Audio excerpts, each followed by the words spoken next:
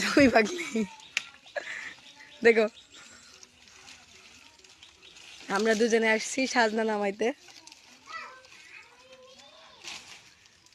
এই যে আমরুপালি আম না কি করবো তো আবার এই যে আমরুপালি আম, এই যে সাজনা আর আমরুপালি আম একসাথে হয়েছে। এই সাজিনা গাছ খুব ভালো লাগবে। এই যেদিকে আমড়া গাছও হয়েছে। ওরে এই ছোট গাছে কি পরিমাণ আম ধরছে। রাজশাহীর আম এমনি বিখ্যাত না,